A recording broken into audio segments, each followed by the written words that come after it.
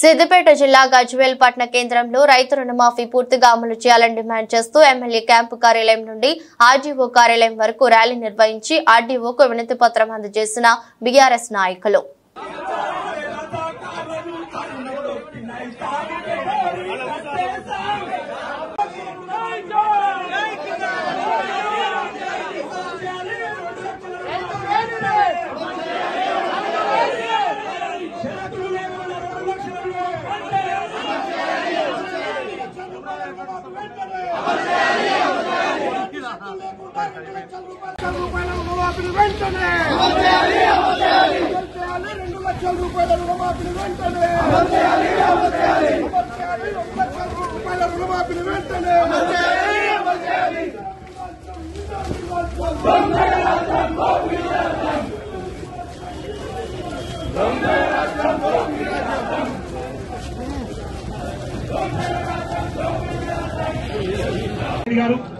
గజ్వేల్ నియోజకవర్గ ఇన్ఛార్జ్ పెద్ద ప్రతాప్ రెడ్డి గారు ఇక్కడికి వచ్చేసినటువంటి రైతు సోదరులు బీఆర్ఎస్ పార్టీ కార్యకర్తలందరికీ పేరు పేరున నమస్కారం తెలియజేస్తూ ఈ ప్రభుత్వం అనేక మాయమాటలు చెప్పి తెలంగాణ ప్రాంతంలో అధికారంలోకి వచ్చింది.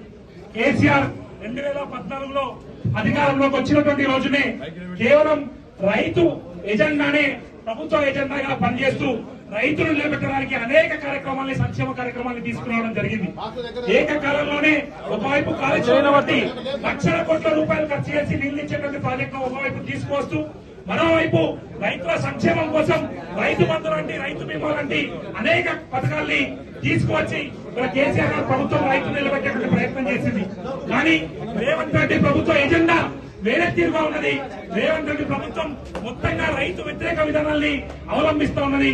ఏ మాటలు చెప్పైతే అధికారంలోకి వచ్చినారో, ఎట్లాగైతే ఏకకాలంలో 2 లక్షల రుణమాఫీ చేస్తామని అధికారంలోకి వచ్చి 41,000 కోట్ల రూపాయలు అవసరం పడతాయని వాళ్లే అసెంబ్లీలో ప్రకటించి అనేక సమావేశాల్లో చెప్పి ఇవాళ కేవలం 15,000 కోట్ల రూపాయలకు సంబంధించిన పైచీలకు మాత్రమే ఇవాళ అప్పులు మాఫీ చేసి కేవలం 40% మాత్రానికే రైతులకు రుణమాఫీ జరిగింది.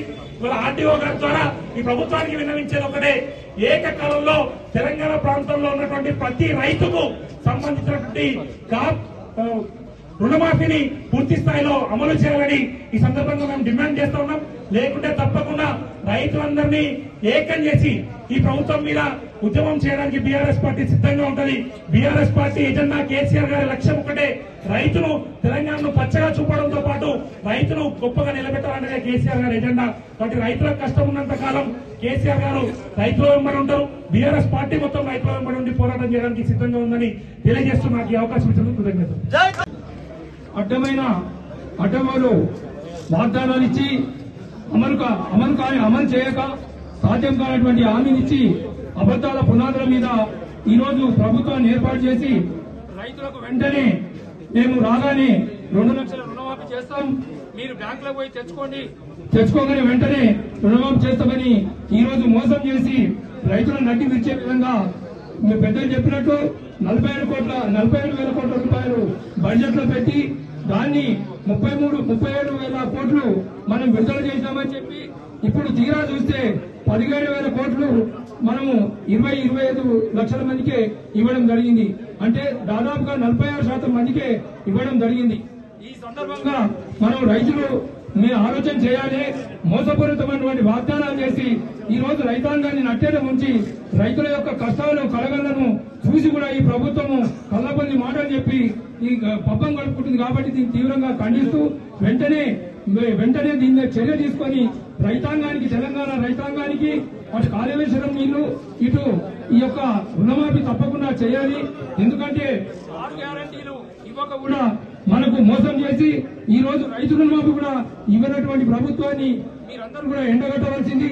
ఎందుకంటే మీకు తెలుస్తుంది, అందరికీ తెలుసు, ప్రజలు కూడా గమనిస్తున్నారు.